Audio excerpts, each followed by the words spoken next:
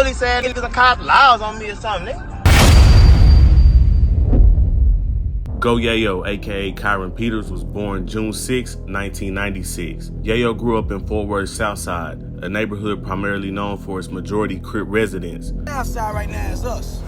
This is us. Most popular sets like 5 Deuce Hoover Crip and 4 Trey Crip sets, both of which originated in LA. However, in this case, it is worth noting that it's well documented that the 5 Deuce Hoover Crip set in Fort Worth originally came from Shreveport, Louisiana. I banging didn't come from no LA. I came from Shreveport, Louisiana, Cooper Road. 5 Deuce something. Want to say it comes from the boot. Go Yayo recalls being affected by the world around him as early as the age of 11. He even recalls popping pills and doing drugs at that age as well. Since 11, I was popping pills, smoking pills at like 12, 13. While there's little information about his mother and father on the internet, my dad is gangster, my cousin is gangster, my mama is gangster. Go Yayo has said in a Vlad interview that his dad is from the west side of Fort Worth's Rolling 60s Crips, which is another Fort Worth set that originated in LA. Huh? Yeah, my dad was Crip Rolling 60s. Rolling 60s? Yeah. Wow. That's what I heard. Needless to say, Yayo grew up fast. Yayo was often the youngest amongst the crowds that he ran in, including 2 people that would ultimately influence the course of life for Go Yayo. That's Get Money Lil Ronnie and his older cousin, Get Stacks Lil Zach. Get Money Lil Ronnie is somebody who deserves their own documentary within itself. But to make a long story short, Ronnie was raised by the streets and was a well-known person in the city of Fort Worth well before any rap success. So it was like a decision. You want to be grown, you want to be in these streets, is you going to go to school or not? Lil Zach was well known throughout the city of Fort Worth for various things, one of which is being a rapper. Yayo looked up to Zach, and Zach actually named Yayo. Zach, like, you gotta make yours rhyme. Call you KO to Yayo, because you go hard. Almost anywhere you seen Zach, you seen Yayo. And because of that fact, the most pivotal moment in Yayo's young life would come April 29th, 2013. Lil Zach, real name Zadrick Walker, was shot outside of a pool hall, according to reports. Amongst those hit in that was a teenage Go Yayo. Yayo even recalls being as little as 3 feet away from Zach as he was shot. I'm probably 3 feet from the shot go out. Hey, wake me up. With Zach gone, Yayo had started to rap, appearing in a lot of Get Money Lil Ronnie videos, and even doing some music himself. The very first Go Yayo song that made any noise in Fort Worth was the melodic hit, Don't Trip. But Yayo's first attempt at music would be cut short because sometime in late 2014 to early 2015, Go Yayo was picked up on an attempted murder. From the fire after a block party last night in Fort Worth. Now, because he was a minor when it happened, there's nothing on the internet nor in the online criminal court dockets about that case. 20 years, you turn it down. Yeah. There is speculation that he was in a bang out with another person. However, that's just speculation. Originally facing 20 years, Go Yayo eventually beat the case. Beat the case. Yeah, beat the case, boy. And in May 2015, Go Yayo was released. Go Yayo hit the ground running in 2015. He had a red carpet style welcome home back to the city of Fort Worth. Bullshit shit in this, everybody on it. My first day I got cut up. With the slogan, "No more free Yayo it costs," being large in the city. He took that momentum and recorded the song that eventually changed his life, and arguably the whole landscape of the Dallas-Fort Worth music scene, the Fort Worth street classic, Boom. Now I want you to keep the word boom in your memory bank because it's gonna mean a lot as we go on. But the song is pretty much about a 40 caliber handgun going boom. The success of Boom, a great song paired with a great video for its time, thanks to Fort Worth figure Half Pint Films, unlocked the duo between Half Pint and Yayo, and they followed it up with the hit single, Damn It Man, which did gain national attention, including the attention of rap legend 50 Cent.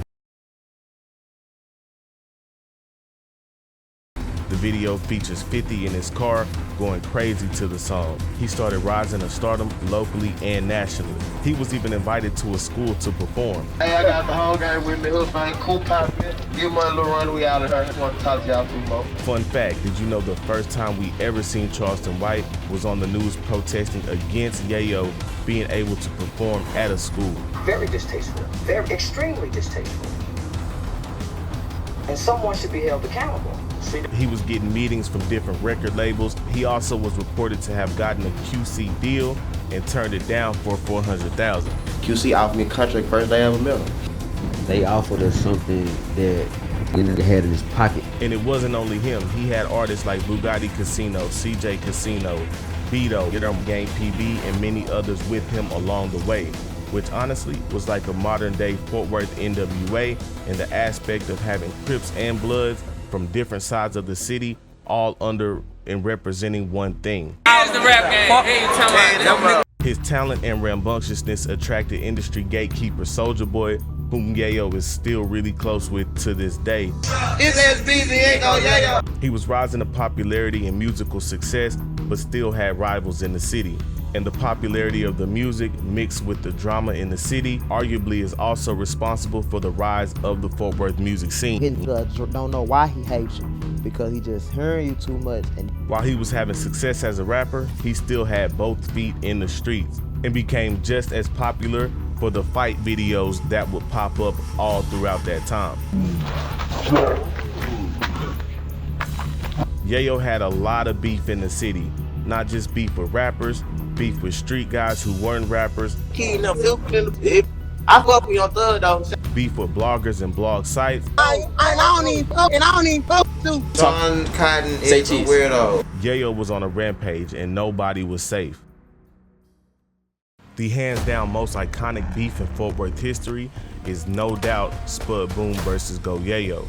And it's worth noting that of all Go Yayo's beefs, this one was the least serious. Spud nowhere be found during none of that. Cuz wasn't doing no shit. Because to my knowledge, nobody was seriously injured in this beef, and there were no attempts to seriously injure anyone in this beef. On the street level in Fort Worth, there has always been an East Side versus South Side beef in Fort Worth, dating all the way back to the 90s and the Blood and Crip days. And while Spud Boom claimed to be a Crip from the South Side, he was a part of and represented the East Side. South Side of Fort Worth, 2208 East Beard. There still isn't a clear reason why they were beefing. It is also well known that Spud Boom and Go Yayo were indeed friends at one point. Now, remember I told you to hold on to the word boom, right? Spud Boom and various members of his clique, Geeked Up Gang, accused Yayo and Hood Fame of stealing their sauce, their lingo. He got me down to the T. They gonna see it, they gonna keep just. Go Yayo and Spud Boom feuded online for a while. I'm talking about Spud got some feet on him. I don't see. Trading songs, videos, live streams. And for a long time, nothing ever really happened between them until my mama nigga just whooped his pussy ass nigga and he wanna come back outside and fight, nigga. Go Yayo caught Spud Boom at a studio and ultimately forced him to fight by doing the most disrespectful thing you could do to somebody, that spit on Spud Boom. Damn, bro, let me spit on him on Crip. Let me spit on him. Nigga, let me spit on him. Nigga, you ain't no man. How you got 4 little boys? Them boys gonna grow up to be hoes, nigga. They grow up to be hoes, nigga. That's all I want to see here. Come on. I'm tired of getting The way the video and moment played out was embarrassing for Spud Boom, and honestly, that's where many marked the end of their beef. And it's oddly similar to the 50 Cent and Ja Rule beef in the context of 50 Cent winning that beef in the court of public opinion and in turn ending Ja Rule's career in the process. It's worth noting that after that beef, Spud Boom and various members of his entourage were picked up by the feds, and Spud Boom is accused to snitching in that case. He told on the nigga over here didn't even have nothing to do with it. Everybody know that. With his paperwork being posted online, ultimately further damaging his image. Spud Boom is currently serving 8 years in a federal prison. Bugatti Casino and CJ Casino being in Hood Fame is what made Hood Fame so valuable to the city. Yayo and Hood Fame were linked to the South Side. However, Bugatti and CJ were both known Stop 6 natives. And while it was a good look for the city, if you know Fort Worth, Texas, it was also a recipe for disaster, with both CJ and Boo saying several times after the beef that they partially had to go against their own neighborhood to be cool with Yayo. They really looking at me like I told you. You see what I'm saying? And so ultimately, a disaster happened. The beef with them started somewhere in the beginning of 2018, and it supposedly started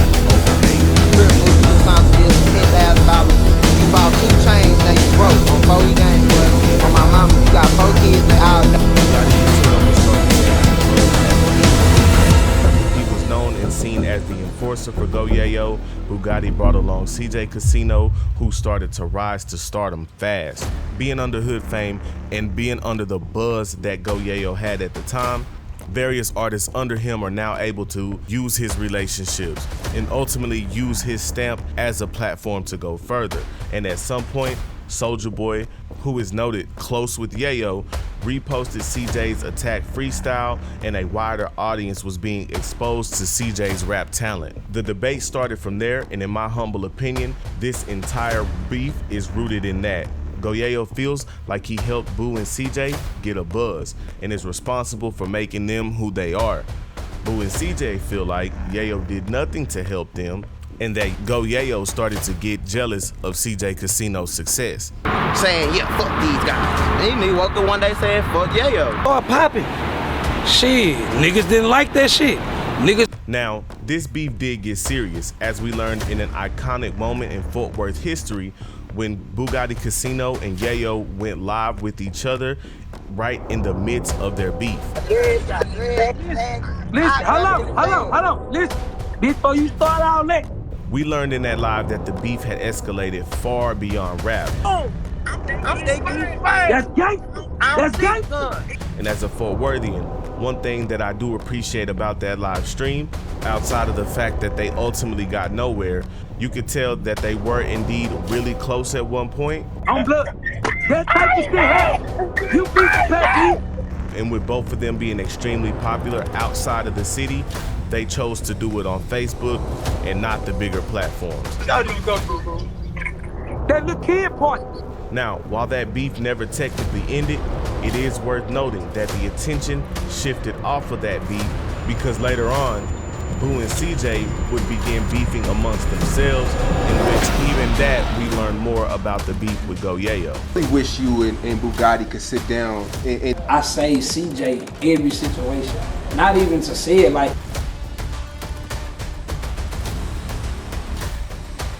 And then look though, Cotton, this so. No, we been better than that. In my opinion, Sauce Walka's biggest accomplishment is making I-45 shorter than it's ever been.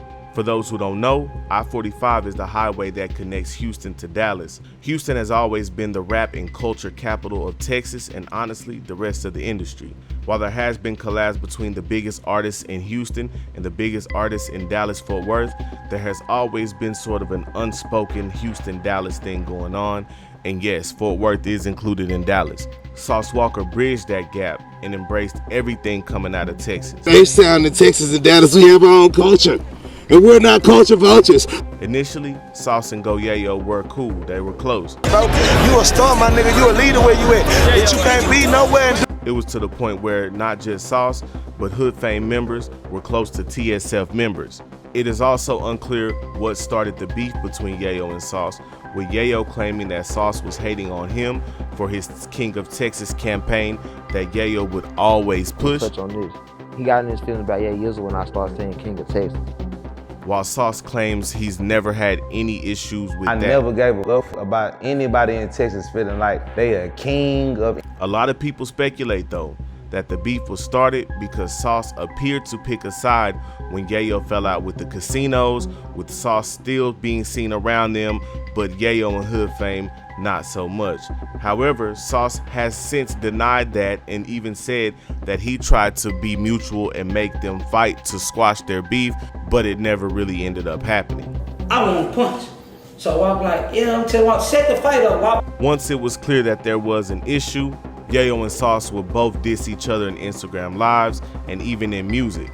Go Yayo would even do interviews explaining the situation and how it all took place. I felt like I'm just shooting indirect love. all this shit is words, man. Sauce Walka and TSF had other enemies outside of Yayo, all which would seemingly catch wind of their beef and embrace Yayo. One of the most notable people is one of the most notable people in hip hop. We're talking about Young Thug. That beef was ultimately never resolved, but in a fairly recent interview, Sauce did admit to having respect for Yayo at one point and didn't want to speak negatively about him while he was locked up. A lot of respect for him because he was. Yeah. Yayo had various beefs that I won't cover in this video, simply because I felt like they don't add to the story of Go Yayo. Some of those include Stop 6 Low Key, Mo 3, BFG, Stretch Gang, Get 'em Gang PB, T.I., and more. Go Yayo continued to do music, drop songs. He started to realize the power of business. He focused more on branding and music. However, during that time, Go Yayo started to face a lot of legal trouble. It seemed like every other week, he would be arrested again and again. And the last time he was arrested would be the last time he was arrested for a long time. I was on me or something, nigga. Got 5 motherfucking laws following me, nigga. Go Yayo was arrested on a firearm possession charge, and after so many of those charges, the feds stepped in. Go Yayo was sentenced to a little over 3 years in the federal penitentiary, which he is currently serving right now. People feel like I'm gonna be one of the hottest things out when I come home, you know? Go Yayo is set to be released at the beginning of 2024. It's been paused for a minute, but get ready, because we're about to see how the rest of the Go Yayo story plays out.